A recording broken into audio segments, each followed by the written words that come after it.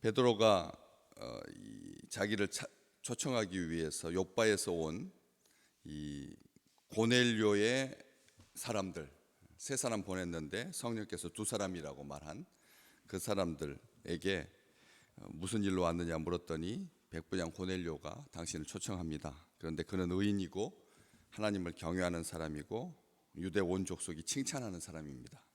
그가 거룩한 천사의 지시를 받아서 당신을 그 집으로 청하여 말을 들으려고 합니다.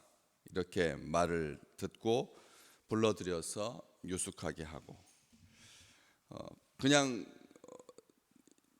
점심 어간 오후 시간에 도착해서 이렇게 만났으니까 부지런히 서두르면 욥바까지 그냥 저녁 아주 늦게 새벽에 도착할 수 있죠. 50km 정도면 쉬지 않고 걸으면 한 10시간 정도 걸리고, 그리고 또 한 2시간마다 한 번씩 쉰다고 하면 한 12시간 해서 13시간 정도 걸리는 거리입니다. 걷기를 일상화했던 그 당시 사람들에게 50km 걷는다라고 하는 것은 별 무리가 없었겠지만 어쨌든 굉장히 긴 거리이고, 오후 1~2시쯤에 만나가지고 이런 이야기를 듣고 곧바로 출발했다면 자정 넘어서 그리고 새벽 1~2시쯤에 도착하는 그런 여정이 될 건데, 베드로가 그렇게 하지 아니하고 불러들여서 유숙하게 합니다. 이방 사람을, 이방인을. 무두장이 시몬도 유대인이고 자기도 유대인이고, 그런데도 이 고넬료의 경건한 사람 중에 하나, 그리고 하인 둘 중에서 한 사람, 이렇게 그것도 제 생각이죠. 하인 2사람일 수도 있고 경건한 부하라고 생각했는 그 사람은 빠질 수도 있는데, 어쨌든 이렇게 2사람을 불러들여서 유숙을 하고 나서 다음 날, 성경은 그렇게 기록하고 있죠. 이튿날, 오늘 본 말씀에 같은 절인데 문맥상 이렇게 정확하게 나누고 있는 겁니다. 저 같으면 이 장절을 붙일 때 베드로가 불러들여 유숙하게 하니라 하고 23절 끝나고 24절 이튿날 이렇게 절수를 나눌 것 같은데, 나눴던 분이 어떤 이유에서인지 모르지만 이것을 2개를 한 절로 붙여 놓았습니다. 이것도 참 많은 의미가 있다고 생각합니다. 유숙하고 나서 다음 날인데 우리의 현실에서는 2개가 쪼개지는 것 같은데, 하나님의 시각으로 봤을 때는 같은 사건이라는 거죠.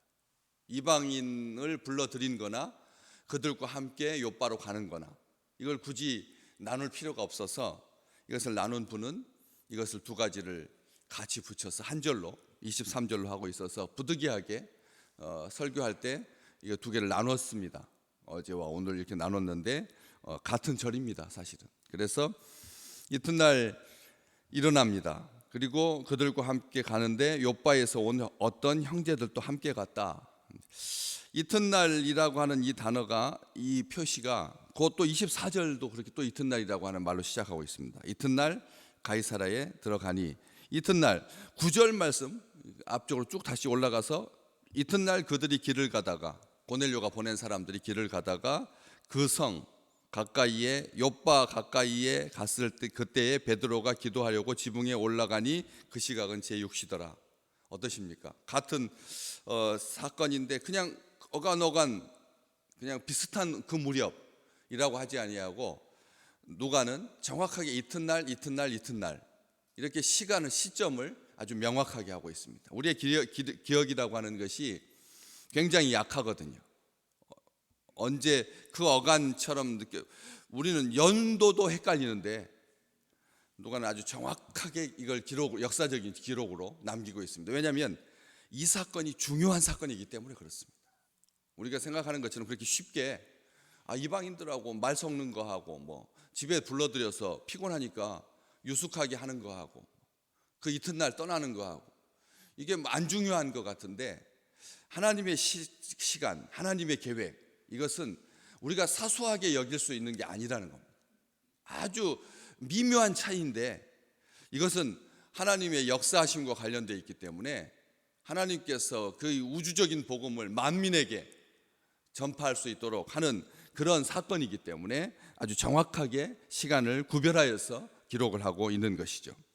그래서 이렇게 이튿날 일어나서 함께 출발합니다. 그들과 함께 출발하죠. 베드로가 출발하는데 이 베드로가 그 사람들을 배려한 거라고요. 어제 저녁에 오후에 출발했으면 피차 피곤했을 텐데, 그래서 내 몸에 맞추지 아니하고 자기를 찾아온 수고를 아끼지 아니한 그 하나님께서 보내주신 그 사람들을 존중하는 거죠. 우리가 나 건강하다고 나한테 맞추지 않는다는 거예요. 내 기분이 좋다고 나한테 맞추지 않는 거죠. 내 기분이 나쁘다고 그렇게 막 흐리지 않는다는 거예요. 내 기분이 나쁘다고 해서 온통 다 기분 나빠야 되고, 내가 기분 좋으면 다 기분 좋아야 되고, 이렇게 하지 않는다. 함부로 하지 않는 거죠. 함부로 하지 않습니다. 내 몸, 내 마음, 내 생각에 맞추지 않습니다. 우리가 알지 않습니까? 남의 신발을 신어보지 아니하고는 그 사람을 비판하지 마라.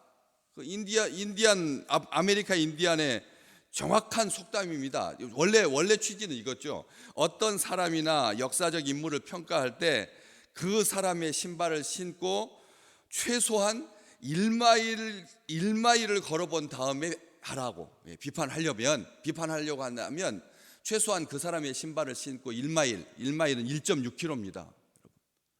적어도 1마일 정도는 본 다음에 비판하든지 말든지 해라는 거죠. 남의 신발을 신어보고. 그래서 이걸 가지고 변형해서 오랫동안 신어보지 않고는 뭐 석 달 정도는 신어봐야, 이렇게 이제 오면서 변이가 많이 발생했는데, 어쨌든 취지는 그겁니다.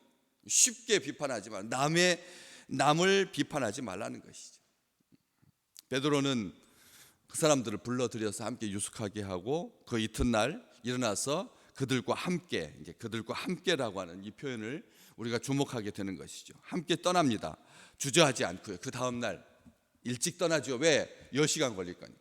12시간 걸릴 거니까 아침 일찍 떠나도 오후 늦게 도착하는 그런 여정이기 때문에 이 베드로는 주저하지 아니하고 서둘러서 이제 떠나게 되는 것이죠.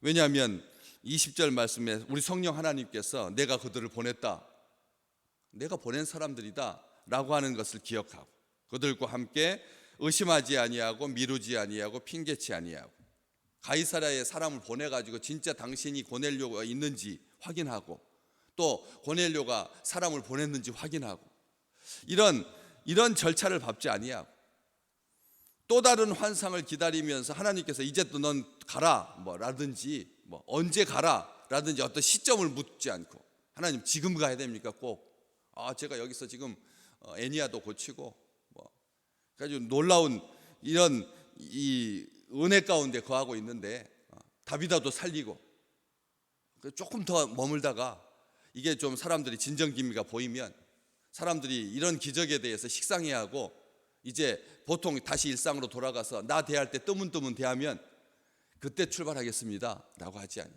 제일 정상, 제일 꼭대기에서 성도들과 함께 가장 행복했던 그 시간에 이방인과 함께 정처 없는 길을 떠나게 되는 거죠. 무슨 일이 있을지 모르는, 그냥 사람들이 와가지고 거룩한 천사의 지시를 받아서 당신을 그 집으로 청하여서 말을 들으려고 합니다 해서 알고는 있는데, 사실 저는 그런 거 굉장히 싫어하거든요. 누가 무슨 말을 하라고 할 때 그 앞에서 말하지 못하고 며칠 뒤에요 이렇게 말하는 사람은 꿍수가 있는 것 같아가지고, 아니 그때 말할 거나 지금 말할 거나 뭐가 문제가 될 게 없는데, 꼭 어떤 약속을 잡으면서 이렇게 은근히 심리적인 압박이 되는 거거든요. 그냥 앞에서 무슨 일 때문에, 신방 때문에 목사님 초청합니다, 아니면 개업입니다, 이렇게 좋은 일로 나를 초청하는 거니까, 그래서 그렇게 미리서 말해주면 좋은데 그때 가서 말씀드릴게요 이렇게 말하면 여러분 어떠십니까? 그때 가서 말하겠다고 하는 것 때문에 며칠 동안 거기에 내 생각도 머물러야 되고 내 마음도 거기 머물러야 되거든요. 그게 피곤해지는 거거든요. 그러니까 좋은 일로 초청하고자 한다면 그냥 먼저 말해도 되는, 이게 여기도 이 사람들도 거룩한 천사의 지시를 받아서 당신을 그 집으로 청하여 말을 들으려고 합니다 이렇게 구체적으로 말했던 것처럼, 그래서 주저하지 아니하고 그 사람들과 함께 가는데 이상한 기록이 하나가 더 나와 있죠. 거기 보시면 이 짧은 절인데도 욥바에서 온 어떤 형제들도 함께 갔다 이렇게 기록되어 있습니다. 욥바에서 온 어떤 형제들도 함께 갔다. 지금 베드로가 출발하기 전에 지금 머물러 있는 장소가 욥바거든요. 지금 강화도에 머물러 있는데 그 이튿날 그 서울에서 온 사람들과 함께 서울로 출발하면서 강화도에서 온 어떤 형제들도 함께 가니다 이렇게 쓰나요? 지금 강화도에서 출발을 하는데 강화도에서 온 어떤 형제들도 함께 가니라 이렇게 안 쓰잖아요. 그렇죠? 아니 욥바에서 살고 있는 사람인데 왜 욥바에서 온 어떤 형제들이라고 썼을까요? 그냥 욥바에 있는 성도들 중에 어떤 형제들도 이 여행에 이 길에 같이 함께 하니라 이렇게 쓰면 되는데 왜 욥바에서 온 어떤 형제들이라고 썼을 거냐는 거죠. 강조하고 있는 거죠. 욥바에서 온 형제들이라고 하는 이 말을 강조할 이유가 있습니다. 왜냐하면 이 욥바에 들렀던 어떤 방문객이 아니라는 거예요. 같이 가는 사람이 베드로와 그다음에 그 고넬료가 보낸 사람들과 함께 욥바에서 가이사랴로 가는 그 여정에 이 사람들은 욥바를 들렀던 어떤 방문객이 아니라는 거죠. 잠시 머물렀던 사람들이 아니라는 거죠. 욥바 출신이라는 겁니다. 욥바 사람들이라는 겁니다. 다시 말하면 이 사람들 같이 갔던 사람들이 아무나 간 게 아니라는 거예요. 아시잖아요. 우리가 어떤 행사를 하면 멀리 있는 사람들은 일찍 도착하는데 오히려 가까이 있는 사람들이 늦는 경우가 너무나 많잖아요. 우리가 이렇게 어떤 일을 해보면 가까이 있는 사람이 오히려 늦는데, 그래서 가까이 있는 사람들은 쉽지 않습니다. 대하기도요. 차라리 멀리 있는 사람이 대하기가 쉽지요. 가까이 있는 사람이 대하기가 어렵다는 것입니다. 우리가 우리 삶 속에서 그런 것을 충분히 느낍니다. 그런데 그렇기 때문에 차라리 먼데 사람이 쉬운 법인데 가까이 있는, 지금 욥바에서 베드로의 일거수일투족을 지켜봐왔던 어떤 형제들과 함께 가는 것입니다. 베드로와 함께 하려고 동행하는 것입니다. 일부러 시간을 내어서. 오히려 여기서는 베드로가 외인입니다. 베드로는 출신이 어딘데요? 갈릴리 사람이거든요. 베세다 출신이거든요. 그렇기 때문에 욥바에서 온 이 사람들에게는 베드로가 이방인인 거죠. 외지인이고. 이 구성을 가만히 보십시오. 베드로가 외지인이고 베드로 출신 몇 사람, 어떤 형제들과 두 사람 이상인 거죠. 그리고 고넬료가 보낸 사람들, 다 이게 바로 교회의 구성원인 것입니다. 아셔야 합니다. 베드로마저도 다른 지역 출신이라. 욥바에서 온 어떤 형제들, 이 세 사람 중에서 누가 주인공입니까? 누가 주인입니까? 없습니다. 베드로가 주인입니까? 아니면 고넬료가 보낸 사람들이 주인입니까? 아니면 욥바에서 온 어떤 형제들이 주인입니까? 다 주 안에서 하나인 줄로 믿습니다. 주 안에서 다 하나인 겁니다. 오랫도록 토백이로 살았던 사람이나 잠시 욥바에 들러서 이런 기적을 베풀고 있었던 베드로나 그리고 가이사랴에서 보낸 고넬료의 사람들이나 다 누구랄 것도 없이 하나님께서 역사하심을 온 세상 가운데 드러낼 하나님의 증인들로 하나님께서 모아주신 거죠. 하나님께서 모아주신 겁니다. 베드로가 그 초청에 의해서 자기만 달랑 가도 되죠. 왜냐하면 그렇지 않습니까? 그 길이 뭐가 어떻게 무슨 험한 길이라고 한 10명씩 그렇게 무리지어 갈 필요가 뭐가 있겠습니까? 또 욥바에서 온 어떤 형제들 뭐 하려고 데려갑니까? 그냥 베드로만 가서 말할 건데, 베드로만 가서 하나님의 말씀 전할 텐데 왜 어떤 형제들이 같이 가야 합니까? 하나님께서 같이 갈 수 있도록 이렇게 묶어주신다는 거죠. 불러주신다는 거죠. 붙여주신다는 거죠. 모아주신다는 거죠. 이번에 총회 갈 때도 사실은 제가 석이니까 제가 그냥 다 수발 들고 제가 다 섬기고 제가 다 예약하고 제가 다 하면 됩니다. 그렇지만 부석이랑 같이 가고 싶었습니다. 또 내년도에 총회를 섬겨야 하니까 그래서 같이 오라고 해가지고 총대도 아닙니다. 총대 아닙니다. 부석인데 와서 정말 저를 잘 도와주셨어요. 또 우리 교육자들이 그 창원까지 가지 아니하고 인터넷으로 다 예약하고 식당도 다 알아보고 이렇게 이러한 것들이 모여가지고 아주 아름다운 행복한 그런 동행이 되었던 것처럼 우리가 주 안에서 한 형제 되고 주께서 가까이 불러주시고 고향도 다르고 친척도 다르고 부모도 다르고 학연도 다르고 인맥도 다르고 직업도 다르고 건강 상태도 다르고 다 다른데도 하나님께서 한 형제들 주 안에서 하나 되게 주 안에서 하나 될 수 있도록 이 길을 가는 거죠. 짧은 길인 것 같지만 50여 킬로를 가는 그 길에 함께 동행했던 것처럼 오늘 또 가까운 거리 혼자서 가면 신속하게 갈 수 있습니다.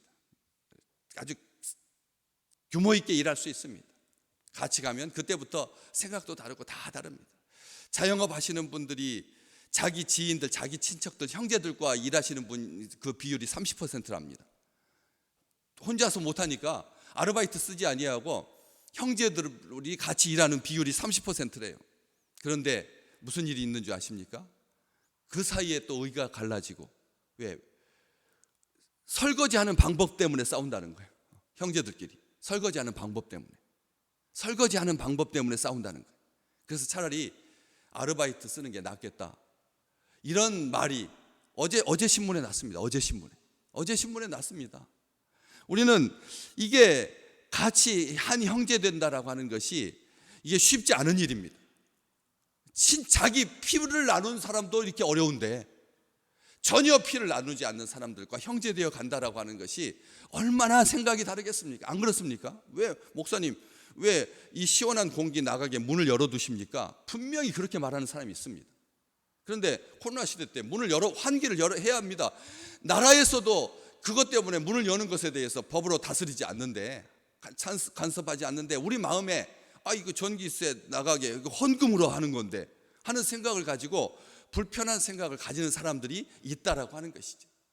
그렇기 때문에 서로 격려하고 서로의 짐을 나눠지고 성경은 그렇게 말하잖아요. 베드로도 말하고 우리 주님도 말하고 성경 속의 말씀 보시면 서로 존중하라고 하고 또 사랑으로 하나 되라고 하고 하나 되는 것을 어떻게 하라고요? 힘써 지키라고 말해요. 하나됨을 힘써 지키는. 그래서 오늘 또 하나님과 동행하는 축복과 그리고 하나님께서 보내주신 믿음의 사람들과 동행하는 그 축복을 양축복을 함께 누리는 참으로 귀한 날 되시기를 주의 이름으로 축복합니다. 그럴 수 있습니다. 그렇습니다. 그래야 됩니다. 여러 가지 자기 생각을 하지 말라는 말이 아닙니다. 조금 불편하더라도 또 내 생각과는 다르더라도 이걸 가지고 뭐가 맞느냐 뭐가 틀리느냐 이것을 따지지 아니야. 그럴 수도 있다. 그럴 수도 있다라고 생각해 주면 30% 내 형제들과 같이 일하면 그렇지 않습니까? 돈도 아끼고 또 마음 또 신경 더 안 써도 되니까 같이 나갈 수 있는 그 축복의 길인데 이걸 가지고 차라리 아르바이트 쓰는 게 낫겠다. 이런 생각을 합리적인 생각이고 이성적인 생각이지만 함께 형제로 붙여주신 하나님의 깊으신 뜻을 헤아려서 오히려 형제들끼리 더 사랑하고 더 화목하고 또 더더욱 믿음의 형제들에게 할지니라. 외인에게는 아주 잘하는데 믿음의 형제들에게 함부로 대하는 신앙생활인데 지가 떠나겠어? 믿음의 사람이라고 하면 이런 말 때문에 상처받지 않을 거야 라고 하는 어떤 자기 판단과 자기 생각을 가지고 믿음의 형제들에게 함부로 하지 아니에요. 더 존중하게 여기는 더 귀하게 여기는 하늘의 유업을 함께 나눌 자로 이 축복을 온전하게 누리는 귀한 우리 믿음의 백성들 되시기를 주의 이름으로 축복합니다.